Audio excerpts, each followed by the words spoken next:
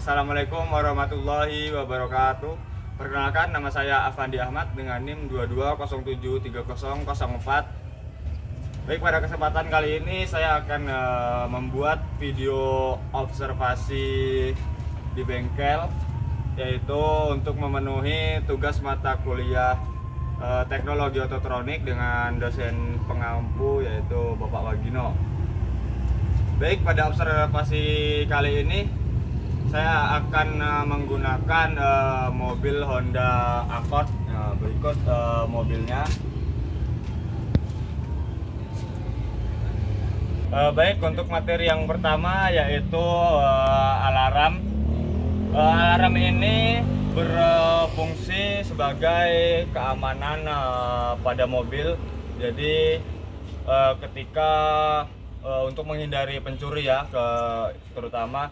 Jadi ketika mobil dibuka paksa ataupun ada komponen yang dilakukan secara paksa, dibuka ataupun ingin dilepas secara paksa, alarm itu akan hidup atau aktif dengan sendirinya.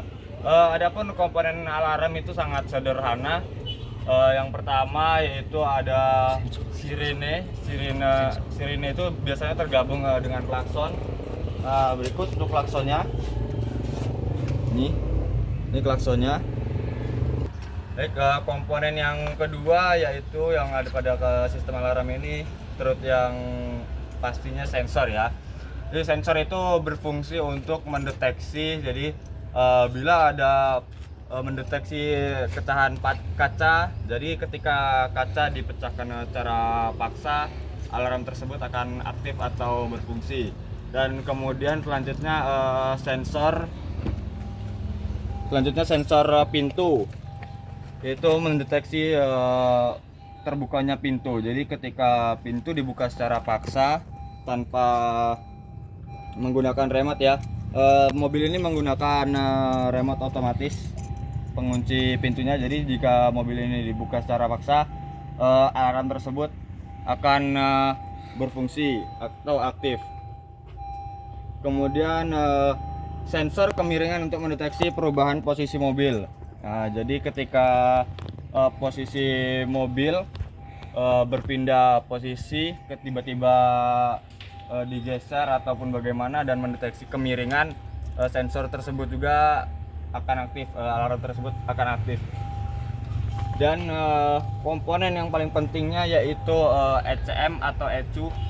ECU atau ECM ini merupakan seperti yang lain-lainnya, yaitu sebagai otak untuk kerja sistem ini. Jadi sensor yang terdeteksi itu akan mengirimkan sinyal ke ECU, dan ECU akan memerintahkan alarm tersebut aktif. Baik, masuk ke materi yang kedua yaitu central lock. Central lock ini berfungsi untuk menutup dan membuka pintu pada seluruh bagian mobil. Jadi sentral bisa dikendalikan oleh yang ada di penumpang. Untuk sebelah supir ini ada tombolnya. Ini yang menggunakan yang di dalam mobil ya. Pada mobil ini menggunakan ada remote controlnya sendiri. Jadi kita bisa mengunci dan membukanya dari luar menggunakan remote ini. Nah, berikut cara kerjanya. Ini ada lambangnya, ini simbolnya, simbol untuk membuka, dan ada simbol untuk menutup. Bisa kita coba. Nah, ini terkunci. Nah, ini terkunci, dan ini kita buka.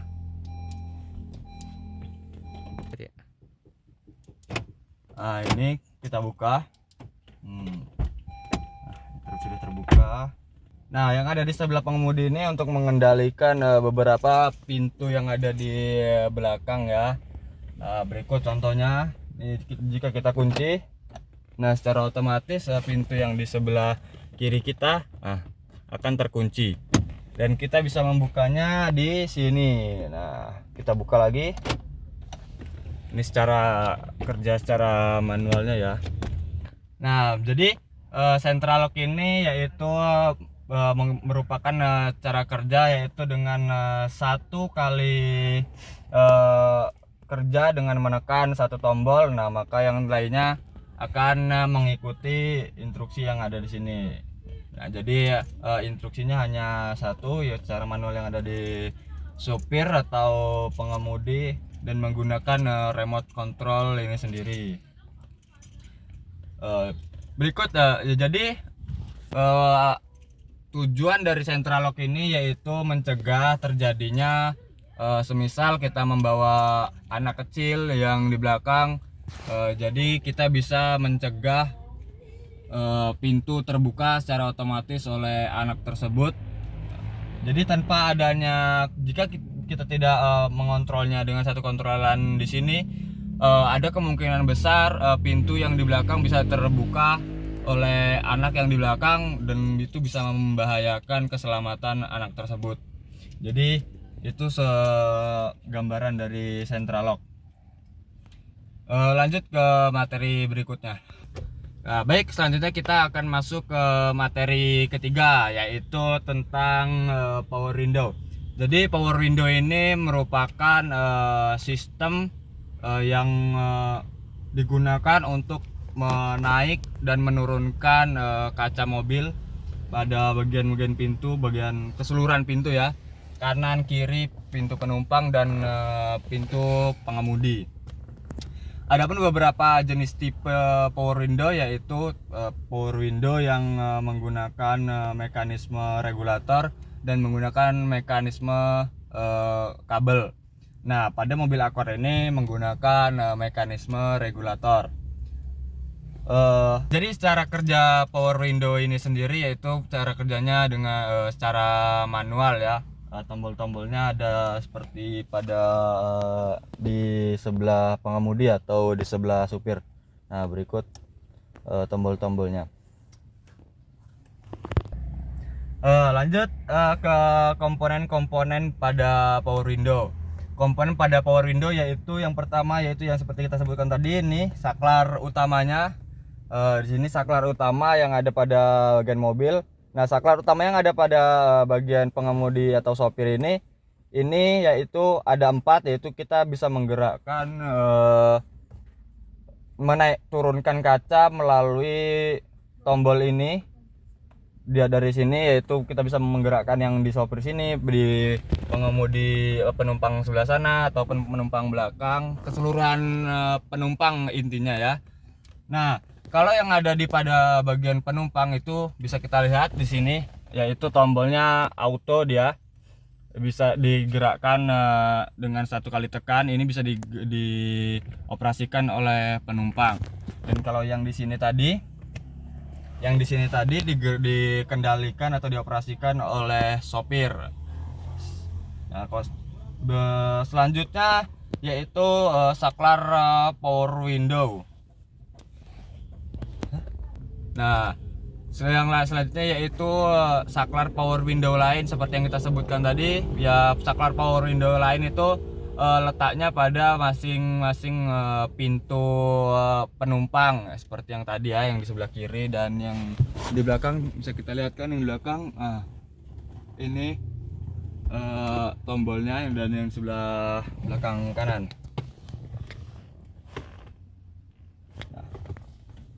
Selanjutnya yaitu motor power window. Nah, motor power window itu sendiri letaknya ada di bagian sini ya. Motor power window merupakan motor listrik dengan arus DC. Nah, fungsinya itu untuk memutar gigi pinion secara, jadi motor power window ini harus dialiri listrik. Nah, jadi ketika mendapat arus listrik itu dihubungkan, maka bisa bergerak dengan gigi pinionnya, nanti akan berputar. Dan selanjutnya yaitu regulator power window.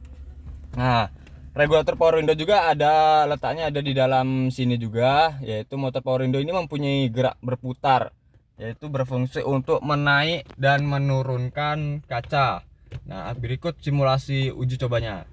Nah, kita menggunakan tombol yang ada pada pengemudi. Nah, ini kita coba nih. Nah, itu untuk menaikkannya dan menurunkannya.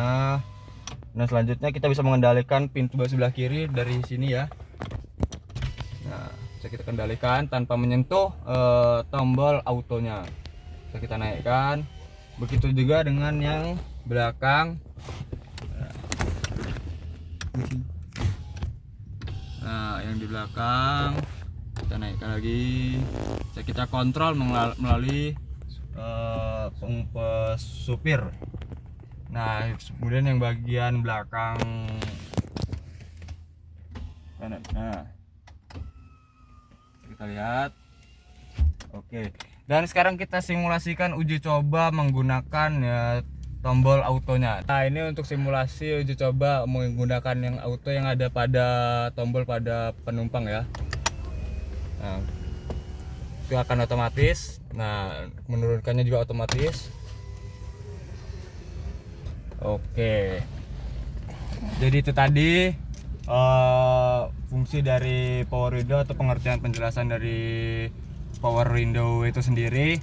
Nah, tujuan yang utama juga itu seperti sama halnya dengan central lock, yaitu mencegah terjadinya pembukaan kaca secara otomatis oleh anak-anak yang di belakang. Jadi ketika kita ada ingin membuka otomatis dan kita tidak memperbolehkannya, kita bisa mengontrolnya melalui kontrol ini, tombol pengontrol ini. Nah, jadi selain itu ada juga tombol pengunci. Jadi kita bisa mengendalikan seluruh kaca dari tombol pengunci ini. Jadi ketika kita mengaktifkan tombol kunci ini, maka kaca-kaca yang lainnya tidak akan bisa dioperasikan oleh penumpang ya. Nah, berikut kita simulasikan kinerja dari tombol pengunci pengendali otomatis ini yang dikendalikan oleh pengemudi. Nah, coba kita tekan, maka tombol lain tidak akan bekerja. Nah, oke, bekerja ya. Jadi mau kita tekan bagaimana sampai tombolnya rusak juga tidak akan bekerja jika pengunci ini aktif. Nah, jika pengunci ini aktif nih, kalau di sini ada lampu LED-nya ya sebagai indikator lampu itu pengunci ini sudah aktif. Nah, sekarang kita kembalikan normal lagi, bisa dikendalikan. Coba kita cobakan. Nah, oke.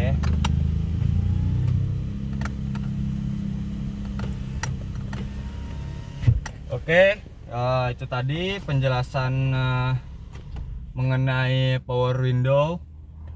Nah, selanjutnya kita akan membahas mengenai ABS atau anti-lock braking system. Kita keluar mobil. Nah, kita akan masuk ke observasi berikutnya, yaitu sini saya akan menjelaskan mengenai sistem ABS, yaitu anti-lock braking system.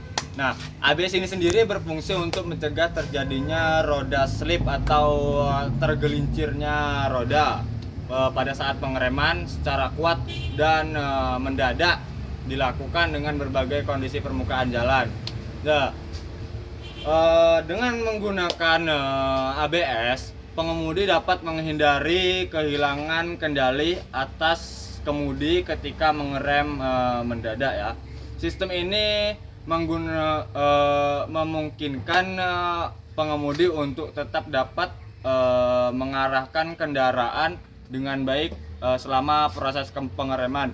Jadi walaupun kita pada kondisi jalan licin kita melakukan pengereman, kita dengan adanya ABS kita masih dapat mengendalikan kemudi dengan optimal dan normal. Prinsip dasar ABS ini melibatkan pemahaman tentang pengamanan dan pengemudi saat rem dilakukan. Nah, rem ABS ini menggunakan rem cakram ya, tidak menggunakan rem tromol. Berikut menggunakan rem cakram. Jadi untuk sistem ABS tidak menggunakan sistem rem tromol. Semuanya menggunakan rem ABS. Adapun beberapa komponen pada sistem ABS ini sendiri, yaitu yang pertama, next. Nah, selanjutnya komponen yang pertama yaitu bisa kita lihat di sini, yaitu ABS pump atau pompa ABS. Nah, pompa ABS ini berfungsi untuk melakukan kerja ABS. Di sini bisa kita lihat di sini ada kode RR, FL, FR dan RL. Ini sendiri merupakan kode-kode masing-masing selang yang akan dialirkan ke sistem ABS-nya. Nih, kalau selang yang ini ditandai dengan kode RR, yaitu belakang. Nah, kalau yang RL ini yaitu untuk belakang kiri, dan yang untuk FL ini untuk depan bagian sebelah kiri, dan FR ini untuk depan bagian sebelah kanan. Jadi motor inilah yang nantinya akan mengatur kinerja dari sistem ABS ini, yaitu untuk mengendalikan kapan ABS ini akan aktif. Dan selain itu yaitu ada master cylinder. Nah, master cylinder ini yang sama halnya seperti master cylinder pada umumnya pada mobil lainnya. Ada 3. Nah, master cylinder ini sendiri yaitu berfungsi untuk mengubah gaya mekanik menjadi gaya hidrolik atau gaya yang bertekanan. Nah, di sini master cylinder ini bertugas menampung minyak rem atau mengalirkan minyak rem ke sistem-sistem lainnya, ke pipa-pipa lainnya. Dan selain itu ada juga ECM atau Engine Control Module, atau biasa kita kenal dengan ECU, yaitu sama halnya seluruh ECU, yaitu merupakan otak atau komponen utama yang untuk mengendalikan atau mengatur kinerja seluruh sistem. Nah, dan jika ada ECM pasti ada sensor. Nah, sensor itu sendiri yaitu sensor itu sendiri sensor roda. Nah, sensor roda itu berada tidak nampak ya dari sini, ada di belakang sini. Sensor rodanya ada di belakang bagian pelek ini. Sensor roda tersebut yaitu bekerja untuk mendeteksi ketika terjadinya slip pada roda. Jadi ketika roda tersebut terjadi slip, maka sensor tersebut akan mengirimkan sinyal atau memberikan sinyal kepada ECM. Nah, ECM itu sendiri yang nantinya akan menggerakkan pompa hidrolik untuk mencegah terjadinya slip pada masing-masing roda yang terkunci atau yang sedang slip. Jadi dengan aktifnya sistem ABS, mobil tersebut tidak akan slip atau akan bekerja dengan normal. Contoh kondisi jalannya yaitu ketika pada kondisi jalan licin, nah itu kan rentan terjadi tergelincirnya kendaraan. Nah, dengan kita menggunakan sistem ABS ini, kita tidak akan tergelincir, insya Allah. Oke, itu tadi video mengenai observasi di bengkel pada kali ini menggunakan mobil Honda Accord. Ya, mungkin itu saja penjelasan dari saya. Bila ada kesalahan dalam penyampaian ataupun dalam penyebutan komponen penjelasan dan yang lain-lainnya, ataupun salah kata dari saya sendiri, saya mohon maaf yang sebesar-besarnya karena saya masih dalam tahap belajar. Saya Afandi Ahmad, saya akhiri. Wassalamualaikum warahmatullahi wabarakatuh.